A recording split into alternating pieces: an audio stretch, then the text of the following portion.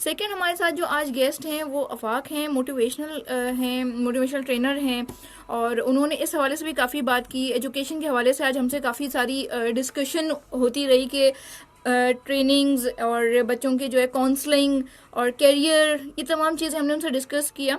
तो अब मैं नेक्स्ट जो आपसे मुलाकात करा रही हूँ वो आफाक से करा रही हूँ। Just a minute. अस्सलाम वालेकुम आफाक। वालेकुम अस्सलाम और thank you for coming. Thank you आपके इनविटेशन के लिए और सबसे पहले के कंसिडरेशन के लिए कि आपने मुझे मैंने खुद से आपसे आपको अप्रोच किया, आपसे रिक्वेस्ट की और आपने उसको रिक्वेस्ट को माना और समझा और आपने देखा कि ये चीज़ जो मैं बोलना चाह रहा हूँ या जो चीज़ मैं मैसेज लेकर अपने दिल में आया था यहाँ Right. पर एटलीस्ट वो पहुँचे। तो thank you very much. You always welcome. हम ऐसे लोगों की तलाश में रहते हैं जो हमारी यूथ के हवाले से ना सिर्फ बल्कि ओवरऑल तमाम लोगों को मोटिवेशन दे सके, उनके सामने हकीकत ला सके, उनको बता सके कि सही और गलत का रास्ता क्या है। देखिए मिनहसल कौम मेरे ख्याल से जो हमारा सबसे बड़ा एक ग्रे एरिया है ना, वो ये है कि हम हर चीज में रेजिस्ट करते हैं, हर चेंज को एक्सेप्ट नहीं करते, राइट। चीजों से डरते हैं और नया स्टेप नहीं लेते हैं। फिर भी कोशिश करते हैं कि जब हम रात को सोएं तो मामला ऐसे हो, सुबह उठें तो मामला सबसे हो जाए। देखिए हर इंसान को खुद को, कुरान शरीफ में भी है, जो कौमें अपने हालात खुद से तब्दील करने की कोशिश नहीं करती उनके हालात तब्दील नहीं होते। True. हम ये नहीं समझने को तैयार हैं। देखिए ये सोचें इस बात को कि 1940 में रेजोल्यूशन पास हुआ और पाकिस्तान आजाद होता है 47 में, यानी 7 साल मजीद स्ट्रगल की जरूरत थी। एक चीज रिटर्न में आ गई है। फॉर एग्जाम्पल मेरी सैलरी मेरी कंपनी ने बैंक में भेज दी और बैंक से मैं एटीएम निकालने के लिए मुझे एटीएम से निकालने के लिए 7 साल लग गए। तो इसका मतलब है ना कि 7 साल में ऐसी रेस्टलेस जो है वो मेहनत की गई कि उस मुल्क को जो सोच भी लिया था, डॉक्यूमेंट भी हो गया, अनाउंस भी हो गया, लेकिन 7 साल के बाद वो हमें मिला। यही वजह है कि लोगों की आज मेहनत करना से लोग घबरा रहे हैं और हर बंदा ये सोच कर रहा है कि अगर मैं नहीं करूंगा, मैं अगर कचरा फेंक दूंगा या मैं नहीं फेंकूंगा, तो भाई हर चीज यूनिट से स्टार्ट होता है, कतरा कतरा समंदर बनता है।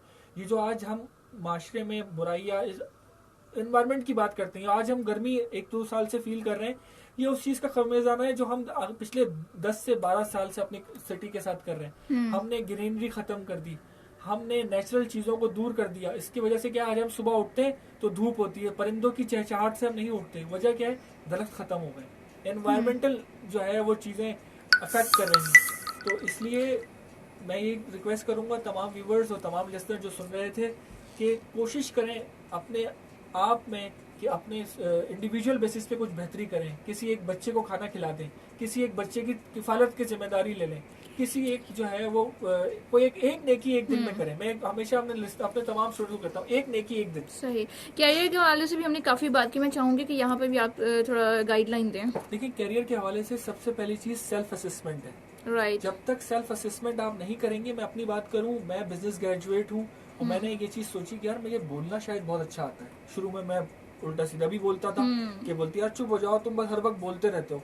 लेकिन मैंने बाद में सोचा कि यार अल्लाह ने मुझे एक अल्लाह ताला ने, आप यकीन करें, हर इंसान को एक यूनिक क्वालिटी के साथ पैदा किया है। अफसोस पता क्या होता है, किसी को मरने से 1 घंटा पहले पता चलती है, किसी को 12 साल में पता चलती है, किसी को 20 साल में, किसी को 25 साल में। अगर मैं हम अपने असेसमेंट करते ही नहीं है, सबसे बड़ा प्रॉब्लम यही है। मैंने जॉब करना स्टार्ट की मेरे CNIC बनने के फौरन बाद, क्योंकि कुछ घर के मामला, कुछ इश्यूज थे।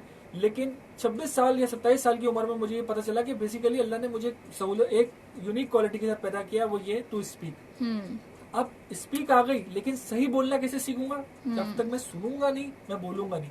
मैंने किताबें पढ़ी, ऑथर्स की किताबें पढ़ी, लोगों को सुना, लोगों के साथ बैठा, चीजों के बारे में ग्रिप हासिल की कि जो बोलूं ऑथेंटिक बोलूं, जो बोलूं क्वांटिटी नहीं क्वालिटी वाइज बोलूं। राइट। तो सेल्फ असेसमेंट करें। एक तरीकाकार मैंने ऑन एयर भी कहा मैं चाहूंगी कि आप यहाँ पे भी बताएं कि आपने बताई थी कि कोई थेरेपी के हवाले से आपने हमसे डिस्कशन किया था। एक हम अक्सर जाते हैं डॉक्टर के पास, कहते हैं कि हमारी टांग में तकलीफ। डॉक्टर पूरा पूछता है कल रात को कहाँ गए थे, भागे तो नहीं थे, गिरे तो नहीं थे। हमें एजुकेशनल थेरेपी की भी जरूरत है। आज बच्चे डर रहे होते हैं कि मेरी इंग्लिश की मैडम स्ट्रांग, वो बहुत ज्यादा सख्त हैं, मुझे इंग्लिश पसंद नहीं है, लेकिन मैं मैथ में है वो। कौन पूछेगा उससे? उसकी थेरेपी करें, उसके साथ बैठें, कम्युनिकेशन करें, उसके साथ पूछेंगे बेटा आपके मार्क्स क्या हैं, उसके बाद उसको उसकी बेस पे हमारी और बहुत दफा ऐसा भी होता है कि आप किसी सब्जेक्ट में बहुत बुरे होते हैं just because of your teacher या जस्ट बिकॉज ऑफ कि वो आप उस चीज को प्रॉपरली समझ नहीं पा रहे होते, लेकिन जैसे ही वो चीजें आपको सॉर्ट आउट करके दी जाती हैं आप उसमें सबसे बेस्ट भी हो जाते हैं। एग्जैक्टली देखिए बच्चे तो उस एक ऐसी चीज है मखलूक की तरह जिसकी जो देख नहीं सकते। टीचर्स का काम है उनका हाथ में हाथ डाल के उनको मंजिल तक पहुंचाए या उनको सही डायरेक्शन दे। सेल्फ असेसमेंट का बहुत आसान हल ये है, आप एक कमरे में बैठे, एक ब्लैंक पेज लें, फ्रंट साइड पे अपनी जितनी क्वालिटीज है, आप अंडा अच्छा चलती है आप लिखें, आप किसी को कन्विंस करती हैं आप लिखें। क्वालिटी वाइज क्या है, आप किसी की बात नहीं सुनती बीच में बोलती हैं, ये आपकी डिसक्वालिटी है, आप इसको लिखें। उसके बाद इवेल्युएट होती है। देखिए इवेल्युएट करें, दो चीजें होती हैं, कंट्रोलेबल ट्रेड्स होते हैं, नॉन कंट्रोलेबल ट्रेड्स होते हैं। वो कहते हैं ना उसकी आदत नहीं है, ये उसकी फितरत है, आदत तब्दील हो जाती है, फितरत तब्दील नहीं होती। ये बेसिकली वही चीज है, कंट्रोलेबल ट्रेड्स और अनकंट्रोलेबल ट्रेड्स। कोशिश करें अपने कंट्रोलेबल ट्रेड्स को नेगेटिव से पॉजिटिव बनाएं। अगर आपने उसको नेगेटिव से पॉजिटिव बना लिया तो मतलब ये खुदा की कसम आप फिर आपको कोई नहीं रोक सकेगा। हमारी यहाँ मसला ये है, हमें पता ही कुछ नहीं है। हम अपने आप को स्ट्रेस में इस वजह से क्या है, स्ट्रेस मैनेजमेंट। अगर आप मुझसे एक लम्हे पूछेंगे व्हाट इज स्ट्रेस, मैं उससे कहूंगा मिस मैनेजमेंट। ऑलराइट, स्ट्रेस उसी वक्त आता है, आपने मुझे यहाँ बुलाया 6 बजे, मैं ऑफिस से ही 6 बजे कोरंगी से निकलूंगा तो मैं यहाँ पे पहुंचूंगा, रास्ते में स्ट्रेस होगा कि यार वो मिस रूही ने बुलाया है और वो क्या कहेंगी, कैसे कहेंगी, मैं उसको मैनेज ही नहीं कर पाया।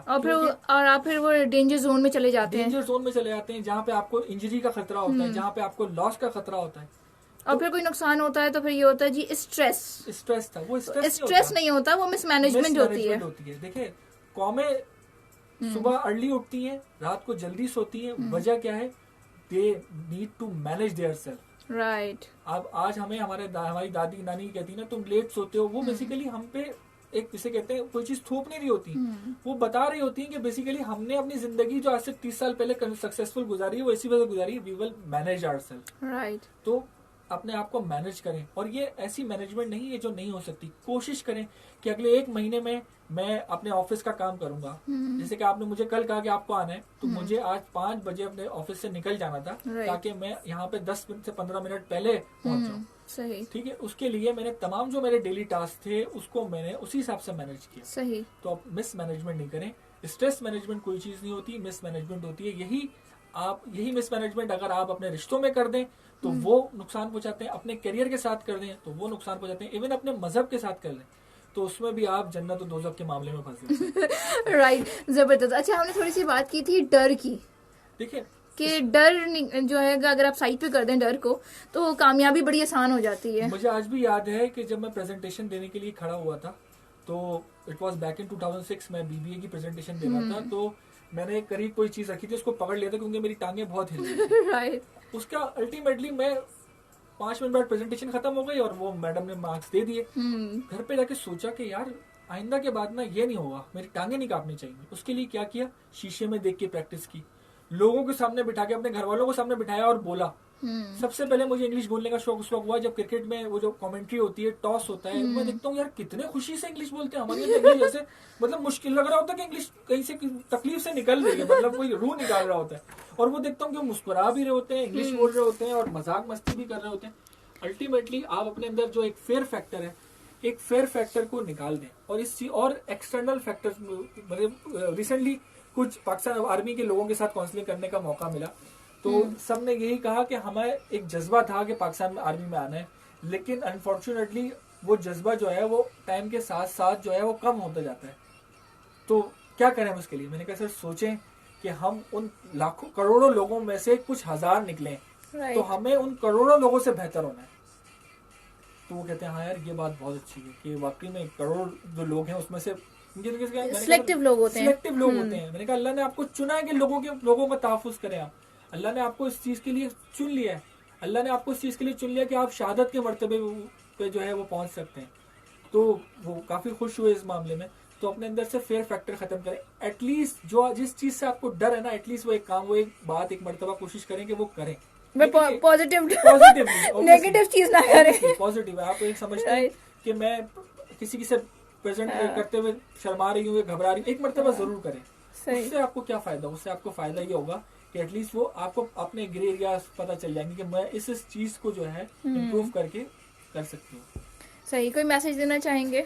मैसेज दो हैं जरूर। पूरे जो लोग सुन रहे हैं, पहला मैसेज उनके लिए है कि 25 जुलाई को के बारे में सोचें।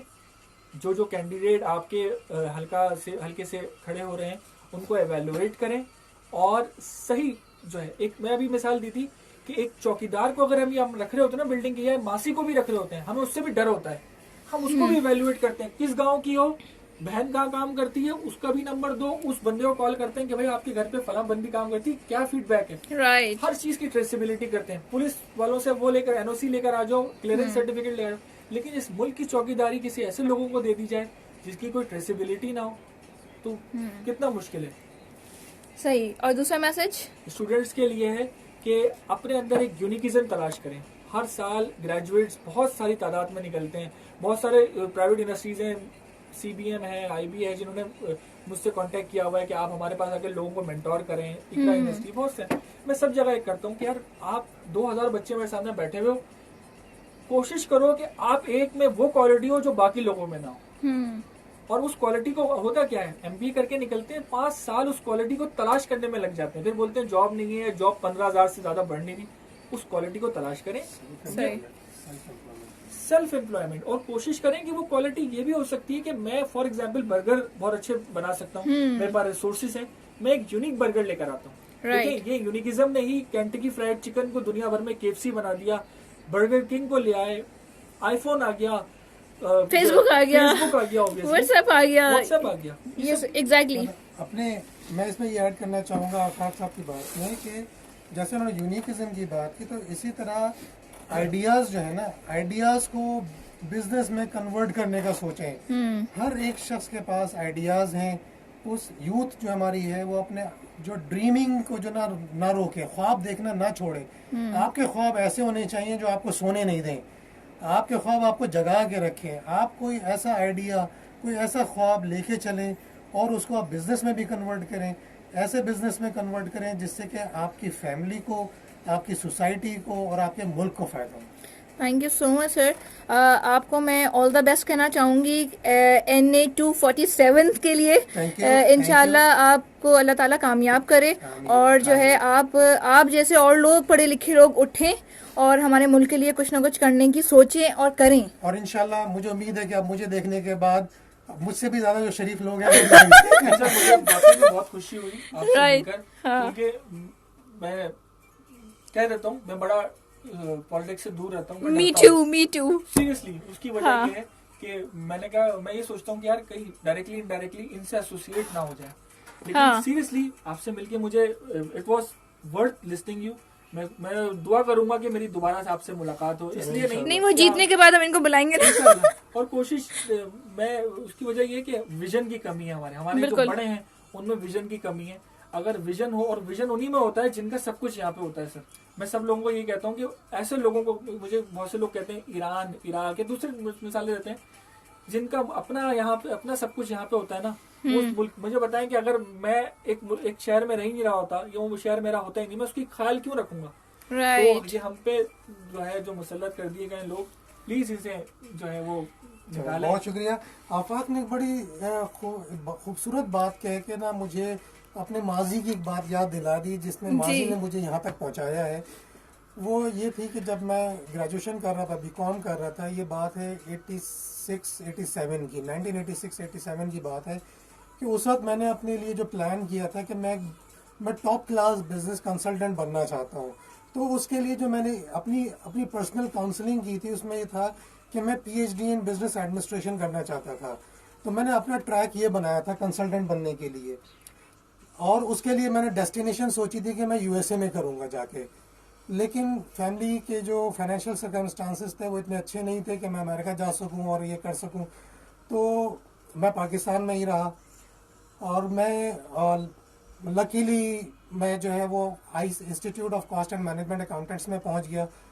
एडमिशन मैंने ले लिया, लेकिन 3 महीने तक मैं बहुत पजल्ड था कि मैं पता नहीं मैं सही जगह आया हूँ या नहीं आया हूँ। लेकिन आफ्टर 3 मंथ्स मुझे ये रियलाइजेशन हो गई कि दिस इज द प्लेस जो मैं चाह रहा था, तो एक्चुअली यहाँ पर है। राइट। तो मेरी जो education institute of cost and management accountants में हुई, उसने मुझे वो सब कुछ दिया कि जो मुझे चाहिए था, और आपने अपनी खुशी से किया तो और मैंने भरपूर अपनी खुशी किया। से किया। और मैंने वन ऑफ द फास्टेस्ट, मतलब मैं बहुत जो ड्यूरेशन हो सकती थी मैंने उसके अंदर किया, और बहुत यंग एज में किया। मैंने 22 इयर्स की एज में मैंने आईसीए में क्वालिफाई किया वाह। अल्हम्दुलिल्लाह। जिस एज में लोग एडमिशन नहीं लेते थे उस दौर में, उस एज में मैं क्वालिफाई करके आ चुका था। जबरदस्त। और जो मेरी ट्रेनिंग्स हुई, जिसमें एसजीएस आपका इदारा भी शामिल है, मेरी वहाँ पे ट्रेनिंग हुई, पाकिस्तान के अंदर ही ट्रेनिंग हुई, ये मेरी मीडिएशन की ट्रेनिंग भी पाकिस्तान के अंदर हुई। तो अल्हम्दुलिल्लाह I am very proud to say कि पाकिस्तान आपको सब कुछ दे सकता है। You have to believe in yourself, you have to believe in Pakistan. जबरदस्त जबरदस्त। थैंक यू सो मच आप दोनों का आने का। अच्छा, हम इन लोगों के मैसेजेस आपने सुने, बिल्कुल बहुत वर्डफुल मैसेजेस हैं। एक मैसेज मैं भी देना चाहूँगी। हम बात करते हैं कैरियर के ऊपर, हम बात करते हैं काउंसलिंग के ऊपर, हम बहुत सारी बेतहाशा बात करते हैं, लेकिन हम अगर रूट कॉज देखें तो वो बहुत ही इनिशियल जो है वो लेवल होता है। जब बच्चा बहुत छोटा होता है हम उसको इतना डराते हैं, धमकाते हैं, और उसको ये कहते हैं कि वहाँ जो है वहाँ से अल्लाह बाबा आ रहा है, वहाँ से जो है वो बिल्ली की आवाज़ें आ रही हैं, इस किस्म की बातें करके हम बच्चों को जो जिस एज में उनकी लर्निंग हो रही होती है, जिस एज में वो हर चीज़ अडॉप्ट कर रहे होते हैं, जो उनकी नेचर डेवलप हो रही होती है, उसमें हम उनको खौफजदा कर देते हैं। और जब उनको कोई टॉय या कोई चीज़ हम उनको प्रोवाइड करते हैं, वो उसको खोलना चाहते हैं, एक्सप्लोर करना चाहते हैं, तो हम उनको सख्ती करते हैं और उनको एक्सप्लोर नहीं करने देते। तो तमाम वो पेरेंट्स, उनसे मेरी रिक्वेस्ट है कि जिनके बच्चे जिस एज में भी हैं, जिस एज में भी, इवन वो 6 मंथ्स के भी हैं, वो 1 ईयर के भी हैं, और वो कुछ एक्सप्लोर करना चाहते हैं, लेट देम एक्सप्लोर। जब तक वो खोलेंगे नहीं, सीखेंगे नहीं, आगे बढ़ने, अगर आप उनको उस वक्त रोकेंगे तो वो आगे नहीं बढ़ सकते। और ये वो खौफ है जो उनका सारी ज़िंदगी उनके साथ रहता है, और हम उनको डराते हैं, धमकाते हैं, और फिर जो है हमारे फ्यूचर जो है हमारे मुल्क का, उनका खुद का, उस घर का, वो सारी चीज़ें जो है वो डैमेज करता है। तो प्लीज़ छोटे बच्चों को डराएं नहीं, उनको एक्सप्लोर करने दें, उनको समझाएं। बहुत दफ़ा मैंने ये सुना है कि जी 2 साल का, 3 साल का बच्चा क्या समझेगा। ऐसा नहीं है, वो आपकी तमाम बातें समझ भी रहा होता है और आपसे कम्युनिकेट भी कर रहा होता है, आपको समझा भी रहा होता है।